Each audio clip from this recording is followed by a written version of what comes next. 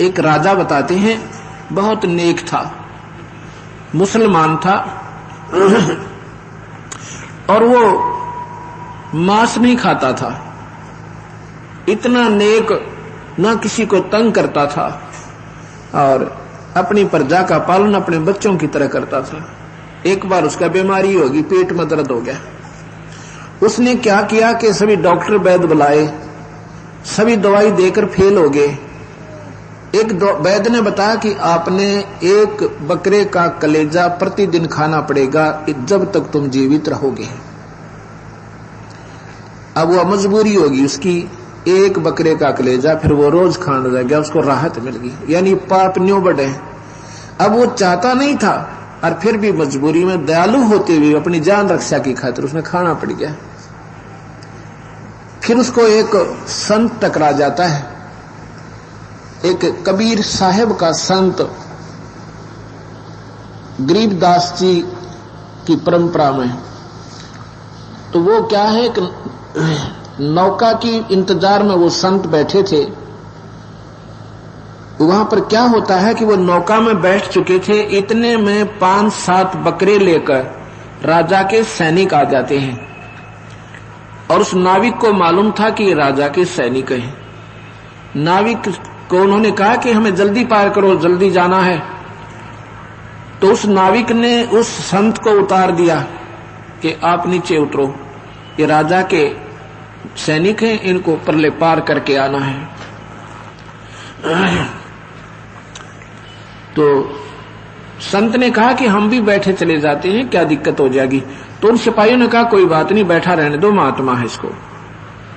जब वो दरिया से जा रहे हैं, वो पूछते हैं अभी कहां ले जा रहे हो उन बकरों को, तुम राजा के सैनिक बताते हो, तुम बकरियां का क्या करोगे भाई।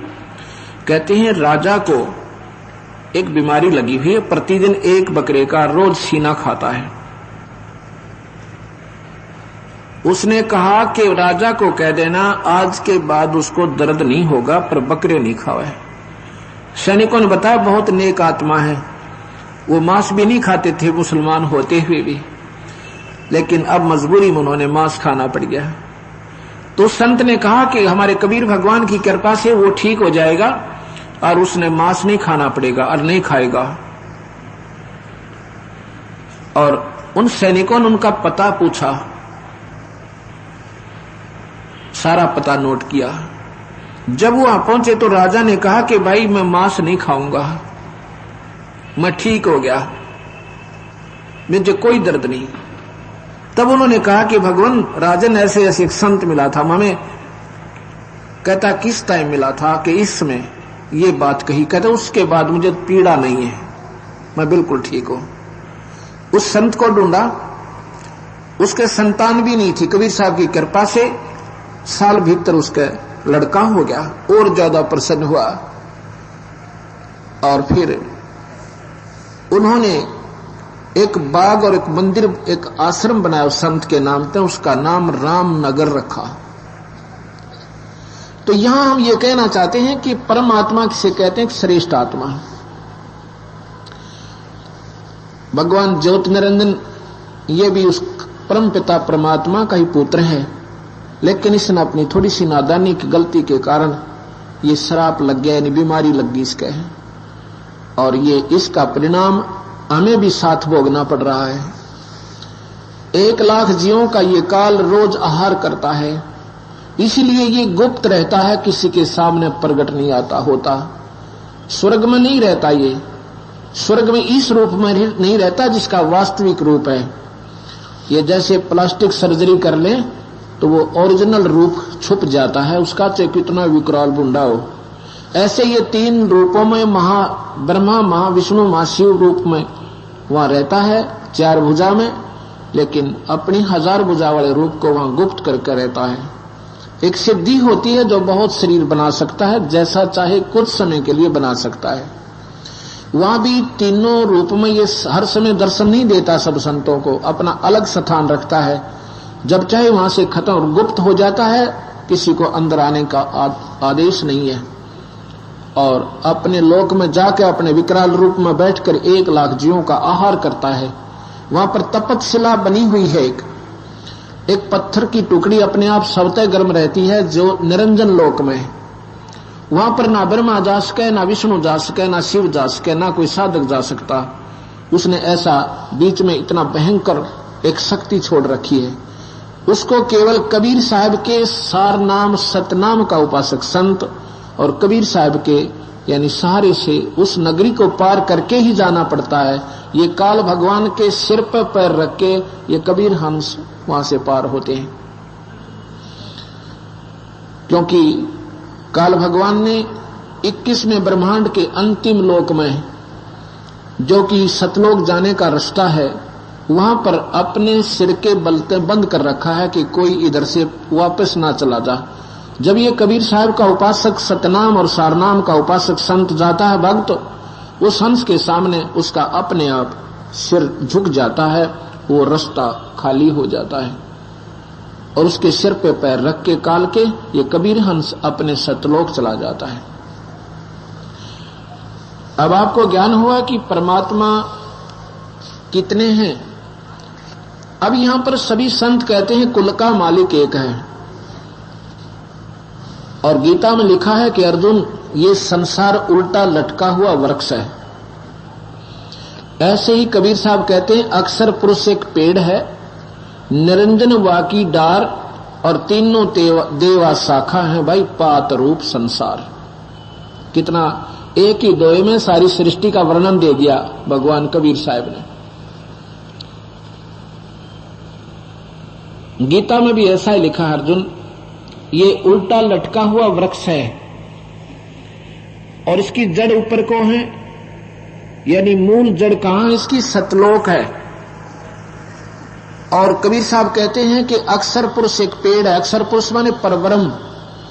ये तो समझो जमीन से बाहर दिखने वाला पेड़ है, मोटा तना है, और इसके एक मोटी डार लगी है, मोटी डार, उसको निरंजन जानो, और उसके फिर 3 शाखा हो निरंजन के, ये ब्रह्मा विष्णु महेश समझो, तीनों देवता, और टहनी और ये देवता, और ये पत्ते रूप में संसार। लेकिन जड़ कौन है, मूल कौन है? वो कबीर भगवान सतपुरुष है, पूर्ण परमात्मा, परम अक्षर ब्रह्म है। और जड़ों से सारी शक्ति उस पेड़ को प्राप्त है। ऐसा ही गीता जी के 15वें श्लोक में 15वें अध्याय के 17वें श्लोक में लिखा है कि वो परमात्मा तो अविनाशी भगवान तो दूसरा ही है, वही तीनों लोकों में प्रवेश करके और सबका पालन पोषण और स्थिति सब कुछ वही करता है। अब जब हमने इस बात की सही जानकारी होगी, फिर गीता जी जैसे अनमोल शास्त्र को आप पढ़ोगे, इतना आनंद आएगा। हे परमात्मा, ओए होए, इतनी सच्चाई जो गीता में लिखी है और कबीर साहब से बिल्कुल मिलती जुलती है। गीता में सिर्फ कमी क्या रही कि उसमें उस परमात्मा के पाने का मार्ग नहीं है, केवल ब्रह्म के पाने का मार्ग ओम मंत्र है और यज्ञ हवन है, स्वर्ग महास्वर्ग की जाने की। पूर्ण परमात्मा के पाने की यानी वे ऑफ वर्शिप नहीं है, पूजा की विधि नहीं है। इस करके ऋषियों ने हजारों वर्षों वेदों और गीता के आधार पर साधनाएं की, लेकिन वो बेचारे फिर भी पार नहीं हो पाए। रहे निरंजन लोक में, महास्वर्ग में चले गए और करोड़ों वर्षों तक स्वर्ग महास्वर्ग में भी रहे, लेकिन फिर महाप्रलय जब होती है ये सारे ही समाप्त हो जाते हैं और फिर सृष्टि रची जाती है। ये 21 ब्रह्मांड में एक ब्रह्मांड की, ऐसे ही हर ब्रह्मांड के अंदर न्यारी न्यारी व्यवस्था हर समय पर होती रहती है। और सतलोक कभी नष्ट नहीं होता, इसलिए उसको सत्यलोक कहते हैं, उसको अमर लोक कहते हैं, उसको बेगमपुर भी कहते हैं। बेगम जहां कोई चिंता ना हो, कोई दुख ना हो, कोई गम ना हो, उसको बेगमपुर भी कहते हैं। उसको अजर लोक भी कहते हैं। कबीर साहब के यानी पूर्ण परमात्मा के अन्य नाम भी हैं, जैसे अकाल मूर्त, शब्द स्वरूपी राम और सतपुरख। सतपुरख, सत्य माने सच्चा, पुरख माने भगवान, सत्य साहेब। अकाल मूर्त जिसका काल ना हो, वो परमात्मा की तस्वीर यानी वो सतपुरुष।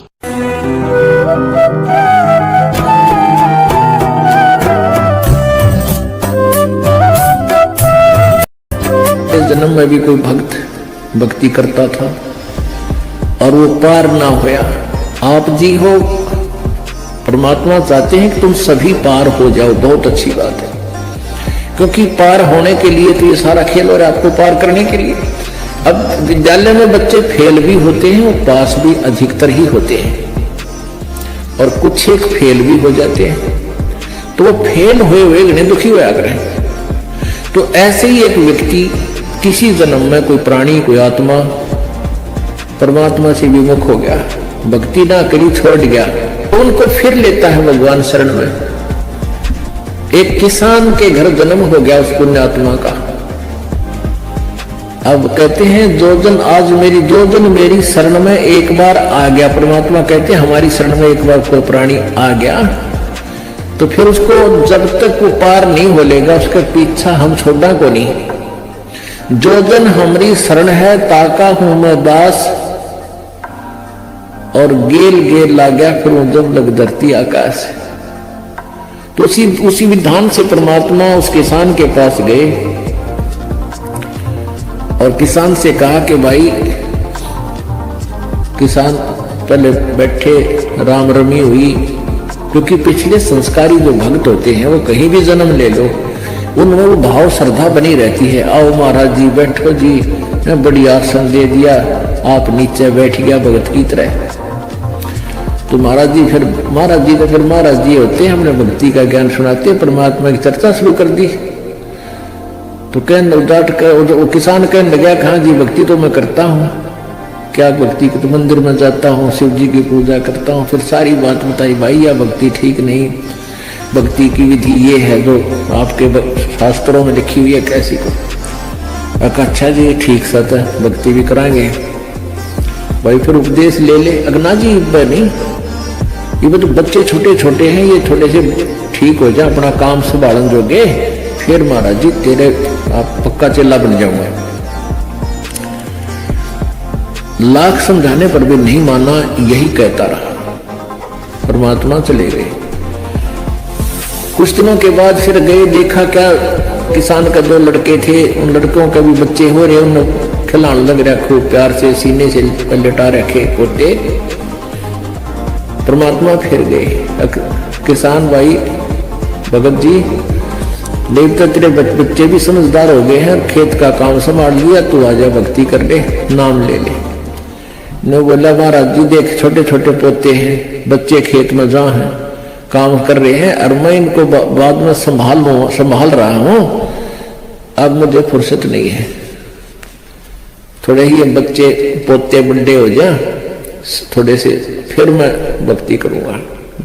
बहुत कहने पर भी बोला ना बाबा जी दुखी ना करे मैंने, क्यों पोते घने पैरे लग गया करे। यह काल का एक भयंकर जाल आगे और बढ़ा देता है उसके ऊपर।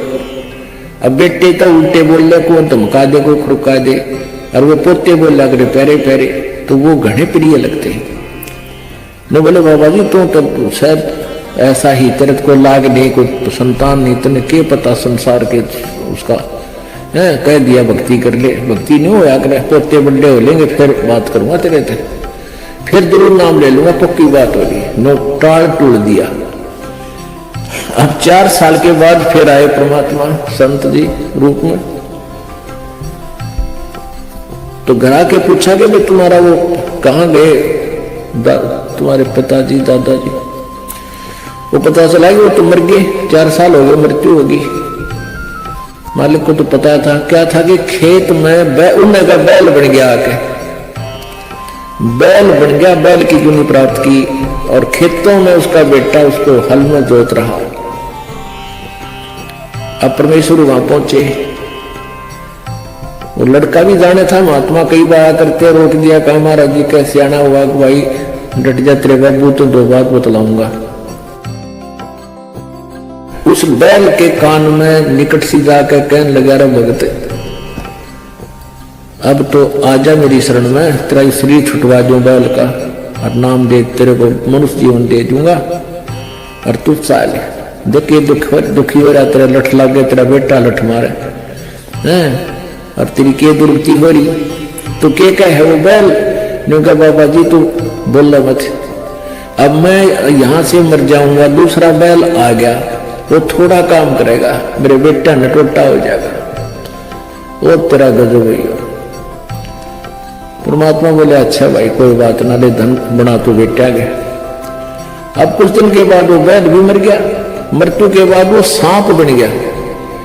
अब सांप को याद होता है जब उसने कहीं धन गाड़ रखा हो, पहले जमीन में दबाया करते चोरों के डर से, धन जेवर दाब दिए, पैसे चांदी के हुआ करते सिक्के, वो लको दिए, छुपा दिए। तो सर्प बनकर वो वहीं घूम रहा है। अब वो पुत्र वधुओं ने देख लिया, शोर मचाया, सांप सांप, उन बेटा ने मारा लठ उसका, वो मोरी में गए निकल गया, पर एक दो लाठी अच्छी लगी इसके, कंडे में हो गया बीच तक। वो सहज सहज धीरे धीरे सरक कर बोझड़ों में झाड़ उन बोझड़ा में पड़ा। जब परमात्मा गए, कहा सुना भगत जी अब आओगा मेरी शरण में? ने बोला जी जान बचा दो मेरी और अपनी शरण में ले लो। मैंने देख लिया कोई नहीं किसी का। परमात्मा बोले सांकड़ी तोड़वा का आया तू मेरी शरण में? आया था पर ये हड्डी तोड़वा के, पसली तोड़वा के, जब आई तरह समझ में कोई नहीं किसी का। और हम रोज रोन भाग रहे, कोई किसी का, कोई ना अपनी भक्ति करो। कहते हैं एक लेवा एक देवा दूतम, कोई किसी का पता नहीं पुतम, ऋण संबंध जुड़ा एक ठाठा, अंश में सब 12 बाटा। तो परमात्मा इतने दयालु है, फिर उसको शरण में लिया, दोबारा मानव जन्म दिया। आगे देखो सूतमा होगा ना, फिर वह बीमारी शुरू कर ले मन माने।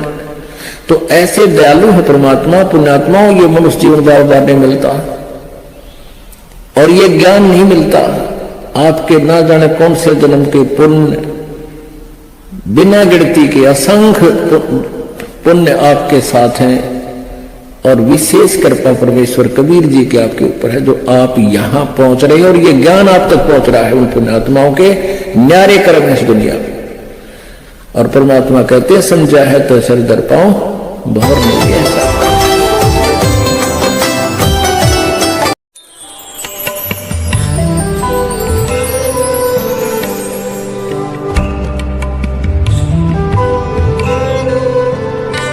जयदेव नाम का संत था, उसका एक लड़का हुआ।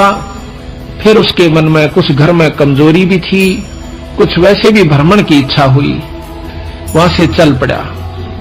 घूमता हुआ एक राजा के बाग में डट गया। राजा रानी पहले बहुत धार्मिक होया करते थे, कोई एक आधा दुष्ट आत्मा होता था राजा, नहीं साधु सेवी सभी होया करते थे। संत को देखा, उसके दर्शन करने की खातिर दोनों आ जाते हैं, राजा और रानी। बैठ गए, चरणा में सिर रखा और साधु से कहा महाराज कोई ज्ञान विचार सुनाओ। संत कथा सुनाने लग गया, मीठी मीठी कथाएं, रस भरी बातों। उनको सुनकर और राजा रानी का बहुत पसंद आया, हाथ जोड़ लिए, ये स्वामी हम आपके सेवक, आप हमारे मालिक, ये बाग में रहो महाराज। उन्हें सोचा भी चल हमने तो भोजन चाहिए और आप हमारी बात सुन लीजिए, हम अपना भजन करते रहेंगे। कहते हैं साल भर वहां पर जयदेव रहा। फिर कहा कि महाराज मैं एक बार घर होया हूं। राजा बोला महाराज जल्दी आइयो। अब जल्दी आएंगे। के ले जाओ, धन दे दिया काफी, और धन दे दिया, मोर सरफी जोड़े मंगा ली। और 2 ठग वहां पर देखे थे कि यू किद चल रहे थे। ठगा का तो यू काम हो सक चलेगा जब राजा इसको धन देगा। अब वो ठग भी साधु का रूप बनाकर पहले तैयार बैठे थे। पता लग गया था कि परसों इसने जाना है, परसों तैयार होकर राह में खड़े हो गए। बैठे तो रास्ते में वो जान लग रहा जयदेव से बोले कि महाराज कहाँ चले? कि उस गांव में जाएंगे। कि हम भी उसी गांव में के आसपास दूसरे गांव का नाम ले दिया, उससे पहले कोई आवा था। वो बोला भी ठीक से आप तीनों चलेंगे। हाँ जी बहुत अच्छी बात है, 1 से 2 भले 2 से 3 जंगल का काम से कदे कोई ठग ना ले। जयदेव बड़ा प्रसन्न हुआ कि हे परमात्मा यह भी कृपा कर दी कि रास्ते में हमारा बोल बतला करके समय पास हो जाएगा और रास्ता तय हो जाएगा। वो ठग रास्ते में जा रहे थे, वो तो गए इस काम की खातिर थे। कहने लगे भाई पानी पिएंगे जयदेव, नाम आपस में पूछ ही लेते हैं। हाँ पानी पी लो, लो मैं निकालूंगा पानी। हाँ निकाल पानी। हाँ उससे पहले कहने लगा भाई, हाँ वो पानी निकालने लग गया तो उन्होंने गठड़ी ठा ली एक ने। एक दिन स्वभाव तो वह बहुत देर से बदला आदमी का, भाज का गठड़ी जयदेव ने पकड़ दी। नहीं भाई ये तो दक्षिणा है मेरी। उन्हें क्या किया, छिन्ना जपटी करके उस जयदेव के दोनों हाथ काट दिए। वो तो ले रहे थे अर्थ हथियार गिले और ठाक उस कुएं में पिटक दिया। और वह गठड़ी लेकर पैसे लेकर के वो जो थैला था अपना चल पड़े। इतने में कहते बंजारा की वहां पर लाइन, बंजारे आगे पूरी की पूरी डांग आग उतरी। वो पानी लेने की खातर कुएं में जावस, बाल्टी डाली तो उस नेजू और बाल्टी यानी उस डोल के उसने हाथ फंसा लिए। वो 2-3 जने थे बंजारे, खेचे वो खींचे नहीं। तो वो कहते भाई क्या सौदा हो गया। वो आवाज दे सा भाई मन एक बार बाहर काट दो, मैं कुएं में गिर गया। उन्होंने सोचे कोई व्यक्ति है, उन्हें पकड़ कर बाहर काट लिया। बाहर निकाला, उसके हाथ कट रहे और लहू पड़े, खून निकल रहा। तो बोले भाई क्या लाग गया तेरे? अक ये कर्म लाग गए मेरे। किसने मारा? अक मुझे नहीं मालूम, कुछ नहीं मुंह से कहा, ना बताया। जाकर और अपने, क्योंकि बंजारे जंगलों में रहा करते हैं, बहुत बढ़िया बढ़िया जड़ी बूटियां उनके पास होती थी, अपने नायक के पास ले गए, मुखिया के पास ले गए। वहां जाकर बताया तो उस नायक ने वैद बुलाया और वैद ने जड़ी बूटी इसी ला दी कि खून भी बंद और चीस भी बंद, दोनों ठीक हो गए। तो कहने लगे भाई कहां जाएगा? तुझे वहां छोड़ देंगे या हमारे साथ चल, कोई दिक्कत नहीं आने देंगे। नहीं आपके साथ तो मैं नहीं चलूंगा, इस अगले नगर में मुझे छोड़ दीजिए। वहां जाकर उन्हें छोड़ दिया। जाकर राजा के बाग में फिर जा बैठा। राजा को पता चला कि महाराज संत वापस आ गए। जाके बताया नौकरों ने, और दोनों हाथ कटे हुए, दोनों हाथ कटे हुए। राजा रानी नंगे पैरों बाज लिए। जब सुना संत का नाम, आके पाया में पड़ जाए, महाराज क्या लग गया है? महाराज क्या लग गया? जो होना था सो हो गया भाई, मेरे कर्म लगे। मुझे बताओ महाराज, उनका अभी खून कर दो, उनके बच्चों तक पिड़वा दो। अक मैं ऐसा पापी नहीं महाराज, वो मेरा कर्म था, कोई संस्कार उनका मेरा किसी का था, मुझे नहीं मालूम कि हुआ और कौन था कि थे। कोई बात नहीं, साल भर हो गया। कहते हैं काफी दिन वो फिर बैठा रहा, गर्द भी होया। 12 वर्ष के बाद वो फिर दोनों ठग फिर आ जाते हैं। 3 अकाल पड़ गए, वो धन ले गए थे, वो खत्म हो गया। उनने सोची उन ठगों ने कि राजा बड़ा धार्मिक है और साधु सेवक है, जयदेव खत्म हो चुका है, अब हम वहीं चलते हैं। अच्छी कथा सी सीख ली 10-20, इन कथा न कोई पढ़ लेवा की बात से याद हो जाती है। जाकर और बाग में बढ़ गए। आगे जयदेव बैठा, राजा बैठे, सैनिक बैठे। अब उन ठगा ने जब देख लिया न बाग में सामने ने, मुड़ते ही मोड़ और सामने उसका आश्रम बना रखा था, वो बाहर बैठे बगीचे में। अब उल्टे जा तो पेटे, अब कोई चोर थे उल्टे भागे। अब उन उल्टे ना जाकर आगे चल दिए। वो तो सोचे थे वो होगा ही नहीं। फिर वो दोनों हाथ कटा हुआ आदमी देखा, उनका शक हो गया कोई सही तो मरिया, कोई ना किसी ने काट लिया। पर मरता तम गए आज, एक कोई बचावनिया नहीं से, फिर इलाज भी कुछ नहीं। उससे कहा हाथ पांव जोड़ांगे, शायद रजा करवा दे। तो जयदेव ने ऐसा कर लिया कि इसने पिछाने को नहीं। और साधु देख कर कहने लगा राजा से, महाराज ये 2 मेरे दोस्त आ गए, ये बड़े अच्छे साधु संत हैं, राजा इनके चरण दो। राजा ने खड़ा होकर उनके चरण लिए और बिठा दिया। भोजन पानी का प्रबंध करवा दिया। उनने सोची पिछाण में कोई ना आएगा। जयदेव ने मुझे पिछाड़ा नहीं हमने, क्योंकि थोड़ी देर का संग था। तो वो साल भर रहे। साल भर के बाद उनकी खूब सेवा करवाई, साल भर खूब उनकी आदर करवाया।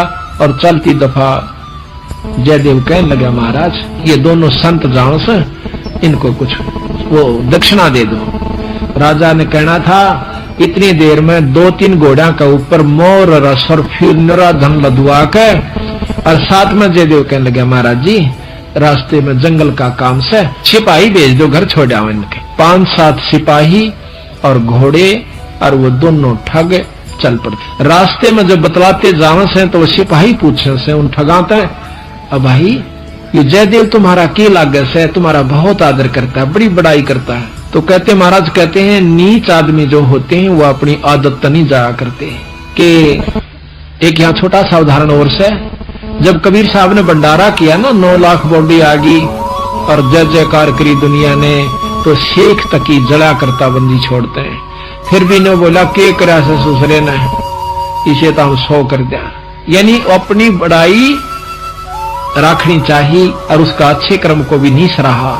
और जो भक्त आत्मा थे वह कहते भाई कमाल कर दिया, ईसा यज्ञता हमने कितने देखा है कोई ना, बड़े भोजन मोहन भोजन खाए, बड़े आनंद पाए। तो जो पुण्य आत्मा थी वह तो बड़ाई करे थी, और नीच आदमी उस समय भी बुराई ही कर रहा था, इतनी महान समागम की। तो यहाँ गरीबदास जी कहते कोई कहे जग जोनार किया, कोई कहे महोछा, और बड़े बड़ाई करा करे यो गाड़ी का डोछा। अच्छे आदमी जो होते हैं वो गाड़ी निकाला करें, और भले व्यक्ति भलाई करा करे, बड़ाई करा करते हैं। तो वो दोनों कहने लगे भाई सच्ची बता दो। कहा सच्ची बता दो, ये बहुत नीच आदमी से। बोला जयदेव, बोला अच्छा की बात है?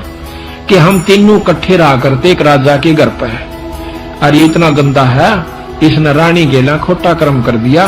राजा इसने जीत मारा था और हमने हाथ जोड़ कर बचवाया, इसके हाथ कटन में बच गया। यो हमने छोड़ कर आ गया था, माँ तूने कल जाड़े तो हमने यूं कह दिया तेरी जान बच जाएगी। जो अड़ा के ठग गए, वो उनका नियत यह थी कि जान दे ये राजा ने बताओगे खाना पूछी, राजा उसने काट देगा थारी पूरी मौज।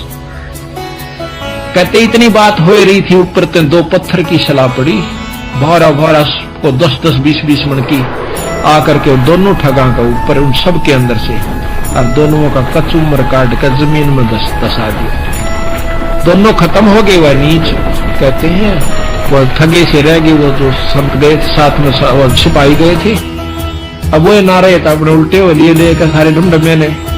जब वापस आते हैं राजा को पता लगा है कि वो वापस आ गए, तो कहने लगा भाई क्या बात होगी। उन्होंने सारी कथा राजा को सुना रहे थे, जयदेव सुने था इतने फैसले पे। न बोले जीवत है ऊपर ते स्वामी की निंदा करी, और काटे ऐब सबाब, और शिला पड़ी अजगैब ते आया नहीं जवाब। वो तो खत्म हो गए, दोनों मर गए। महाराज की निंदा करे थे, बहुत गुंडी करे थे महाराज जी, के बताऊं। तो कहते हैं उनके मरे की सुनकर जयदेव फूट फूट कर रोने लगा, जो कर भाई मर जाया करे। रो कर निवासु पूछने लगा, जब नो टूंडे हाथा थे वो टूटते नो कहे उसी समय दोनों हाथ नो करे थे, दोनों हाथ पूरे हो गए। बोल सतगुरुदेव की जय। तो इस प्रकार साधु की जो संतता होती है उसमें साधु पड़ा नहीं है तो वो साधु भी नहीं है।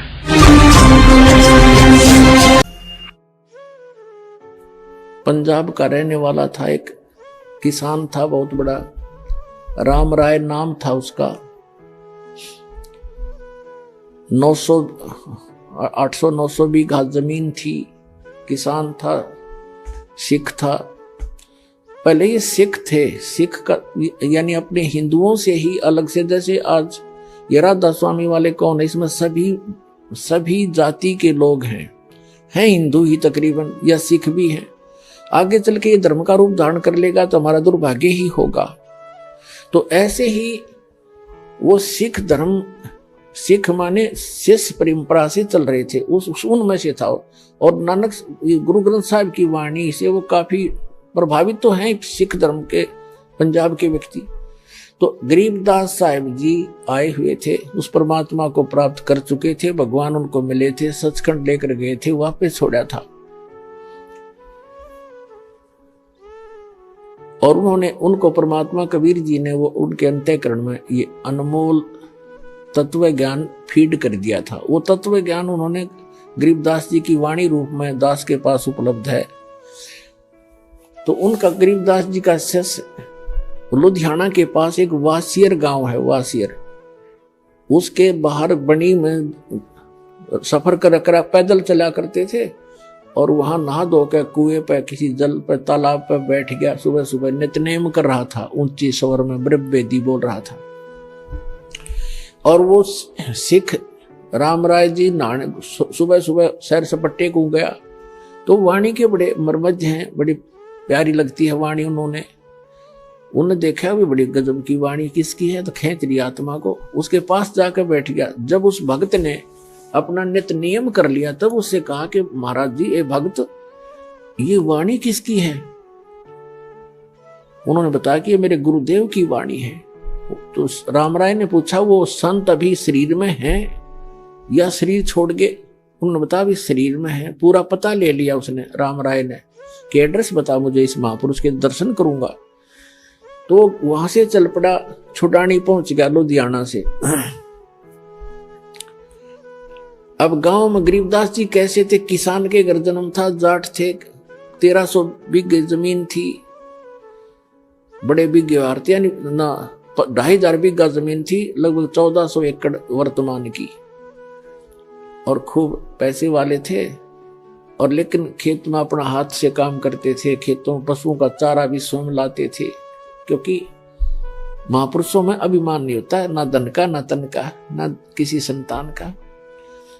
तो राम राय जी सुबह सुबह पहुंचे छोड़ानी गांव में। थोड़े से घर थे, कुछ बाहर के व्यक्ति भी आ जाते थे गरीबदास जी के दर्शन और प्रवचन सुनने के लिए, 10-20 मिनट बैठ जाते थे, 2-4, 5-4 उनके शिष्य।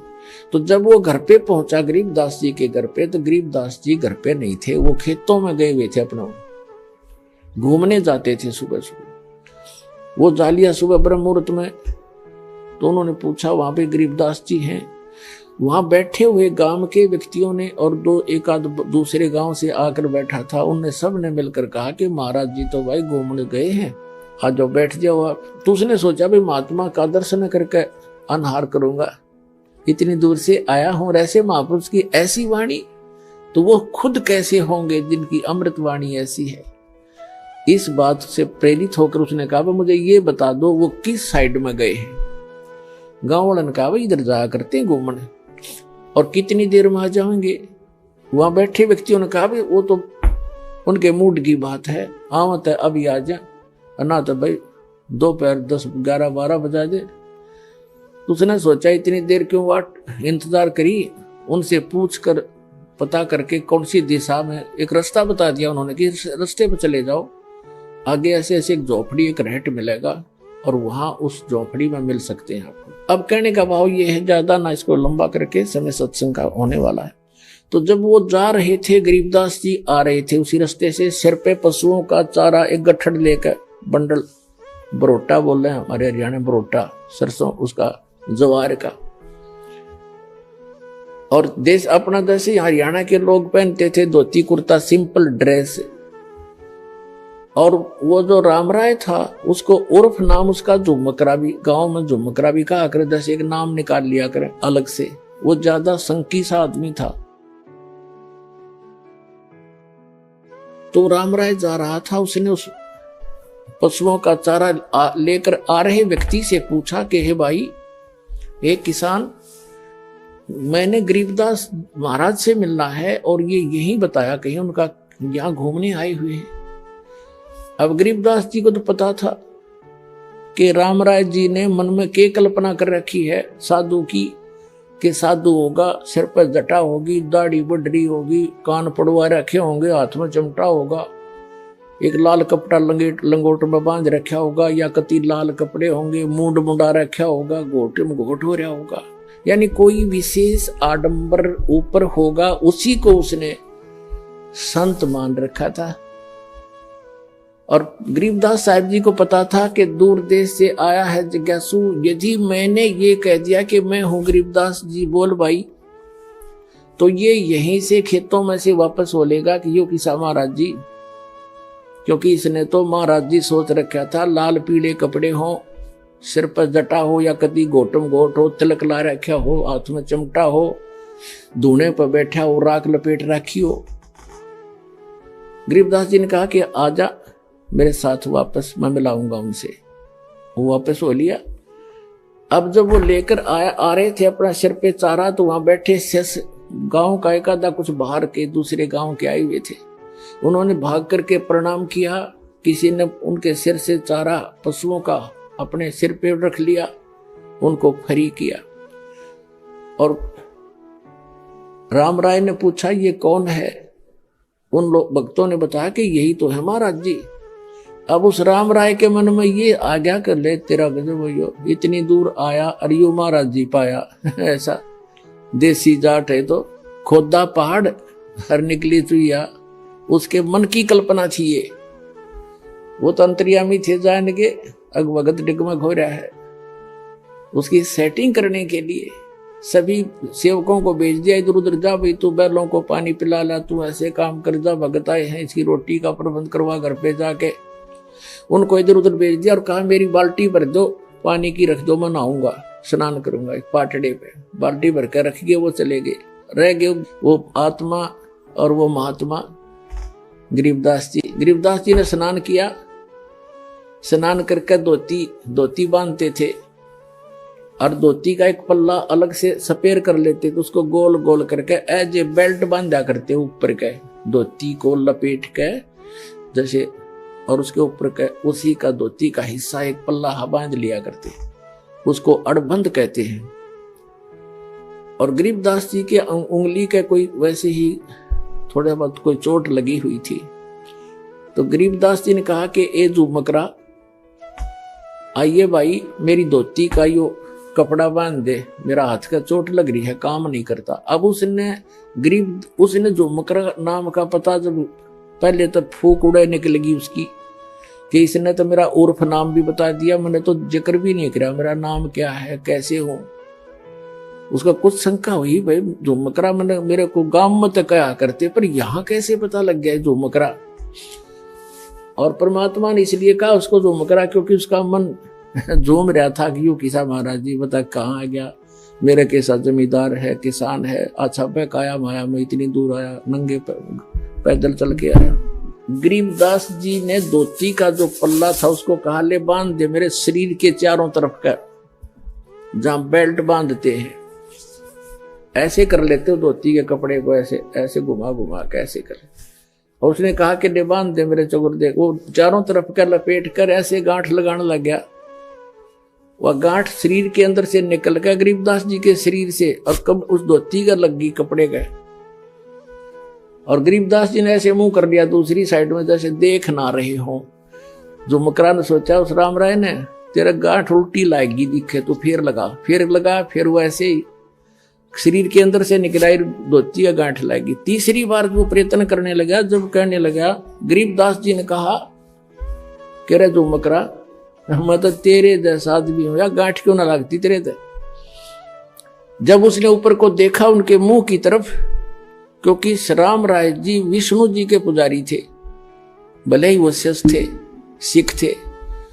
जब उन्होंने ऊपर देखा तो श्री विष्णु जी का रूप बन गया इतने से ऊपर गरीबदास जी का, मोर मुकुट हाथ में शंखर चक्र गदा, चरणों में पड़ गया, पैर पकड़ दिए है महाराज, भूल लागी, मैं तो गलत सोच लिया मैंने आपके बारे में, आप तो भगवान हो।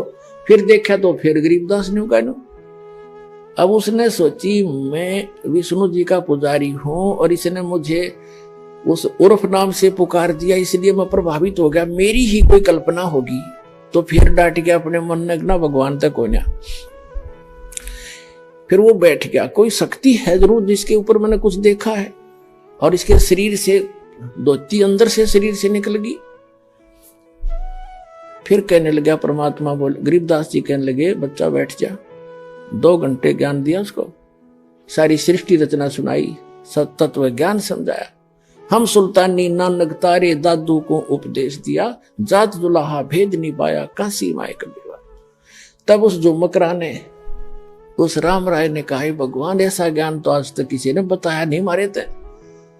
तब गरीबदास जी ने कहा था कि तत्व भेद कोई ना कह रे झुमकरा, यू पैसे ऊपर नाच सुनो राई झुमकरा, कोटों मध्य कोई नहीं रे झुमकरा, अरबों में कोई गर्क सुनो राई झुमकरा। ए झुमकरा राय कहते हैं, राय साहब यानी हे जैसे लैंडलॉर्ड था वो, कि हे राय झुमकरा, ए राय साहब करोड़ों कहते हैं तत्व भेद किसी के पास नहीं है। ये सब पैसे ऊपर ढोल पीट रहे हैं, पैसे उद्देश्य लेकर ये दंत कथा सुना रहे हैं। तत्व भेद कोई ना कहे रे झूमकरा, ये पैसे ऊपर नाच सुनो रे झूमकरा। अरबों में कहते कोटों मध्य कोई नहीं रे झूमकरा, अरबों में कोई गर्क सुनो रे झूमकरा। इन करोड़ संतों में आपको कोई संत नहीं मिलेगा, अरबों में कोई एक गर्क मिलेगा। गर्क माने कंप्लीट इन ऑल रिस्पेक्ट, यानी सैचुरेटेड, जिसके पास ज्ञान भी पूरा हो, जिसके पास मंत्र भी पूरे हो, जिसको अधिकार भी हो परमपिता की ओर से। कैसे ऐसा संत तुझे अरबों में पावेगा, करोड़ों में भी नहीं मिलेगा। और वही गीता जी कहती है कि बहु नाम जन्माना मनते ज्ञानवान माम प्रपते, वासुदेव सर्वमति स महात्मा सुदुर्लभ है। तो पुण्यात्माओं, तुम्हारा सौभाग्य आपका कि दास आपको वो संत मिल गया है जिससे विश्व का कल्याण हो सकता है। बोलो सतगुरुदेव।